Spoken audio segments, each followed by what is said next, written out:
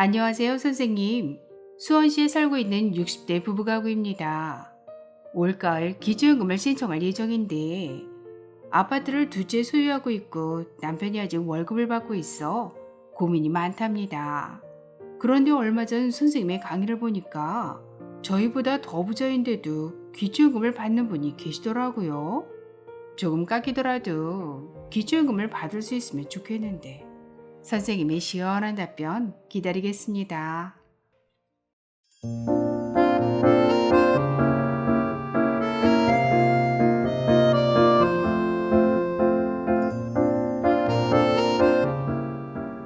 안녕하셨습니까? 행복한 인생의 음악 알베르토입니다.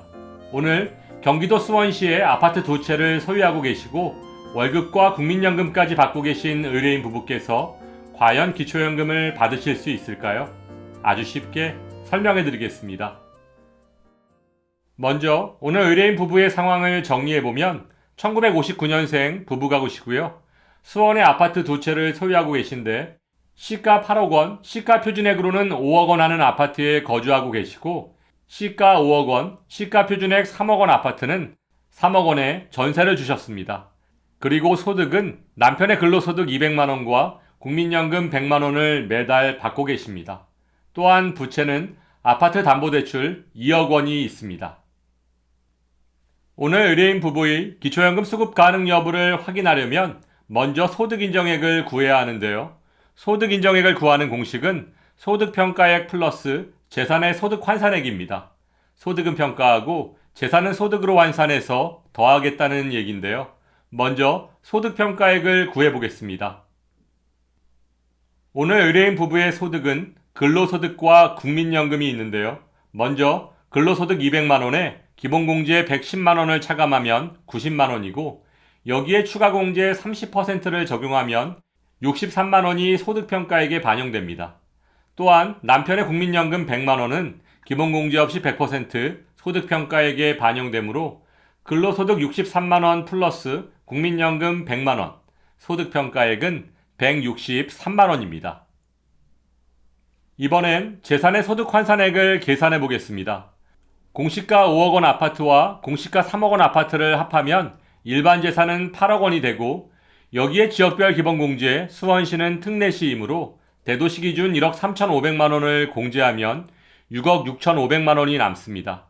그런데 한 채는 3억 원의 전세를 주고 계시네요.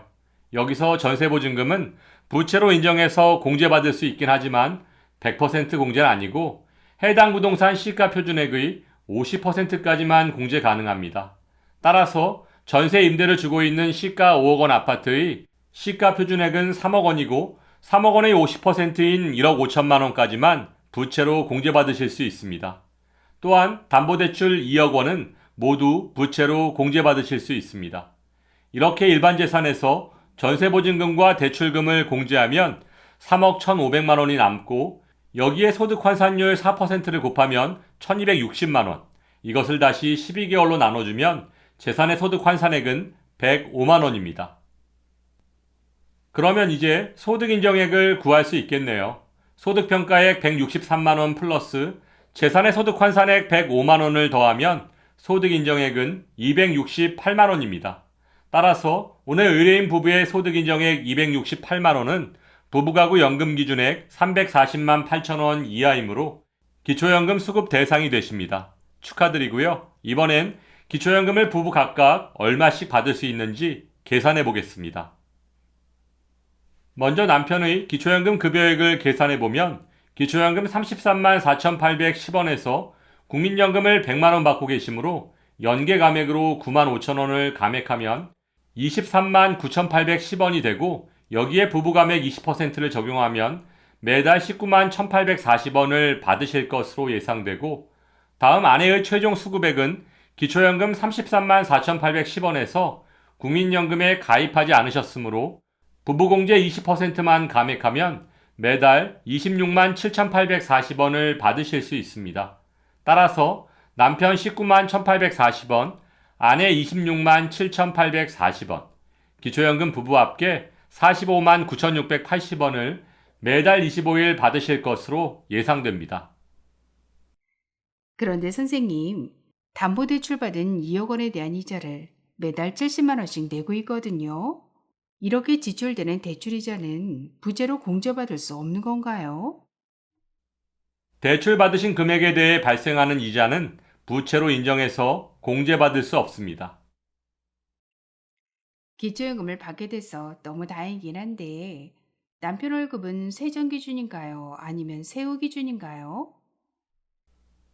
월급, 즉 근로소득은 세금을 공제하기 전의 소득, 즉 세전소득을 기준으로 소득평가액에 반영됩니다. 그러면 기초연금을 받고 있다가도 소득 인정액이 높아지면 기초연금이 중단될 수도 있는 건가요? 올해 공시가격 인상분과 이자소득 등의 재산과 소득 변경분은 내년 4월부터 기초연금이 소득 인정액에 반영됩니다. 따라서 정기조사를 통해 소득 인정액이 부부가구 연금 기준액을 초과한다면 언제든 기초연금이 중단될 수도 있으니 항상 주의하시기 바랍니다. 기초연금 포기하고 있었는데 너무 다행이네요. 차분히 준비해서 올가을 늦지 않게 꼭 신청해야겠습니다. 정확한 정보 감사드립니다. 오늘 설명드린 것처럼 기초연금은 어떻게 준비하느냐에 따라 그 결과가 바뀔 수도 있으니 차분히 준비하시기 바랍니다.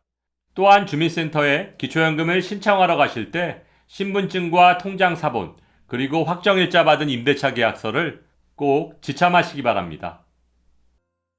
기초연금 수급 대상을 결정하는 소득 인정액에 반영되는 일반 재산, 즉 부동산은 실거래가가 아닌 시가표준액, 즉 공시가격을 기준으로 반영됩니다. 보통 공시가격은 실거래가의 60에서 70% 정도에 해당되는데요. 매년 3월경 발표되는 변경된 공시가격은 그해 11월 행복이음을 통해 자료가 입수돼서 다음해 상반기에 실시되는 확인조사를 통해 기초연금의 소득 인정액에 반영됩니다. 예를 들어 2022년 3월 발표된 공시가격은 2023년 4월에서 6월경 확인조사를 통해 기초연금에 반영됩니다. 따라서 최근 하락한 부동산 가격에 대한 공시가격이 내년 3월 발표되면 2024년 4월에서 6월경 변동된 공시가격이 기초연금의 소득 인정액에 반영됩니다. 2024년 현재 한국의 노인 빈곤율은 약 40%입니다. 그런데 기초연금은 소득 하위 70%인 어르신들께 지급하고 있으니 30%의 빈곤하지 않은 어르신들께서도 기초연금을 타실 수 있다는 것입니다. 따라서 망설이지 말고 늦지 않게 신청하시기 바랍니다. 오늘도 알베르토가 어르신들의 행복한 인생 2막을 응원하겠습니다. 행복한 하루 되세요. 좋아요, 구독, 그리고 알림과 공유는 좋은 콘텐츠를 만드는 힘이 됩니다.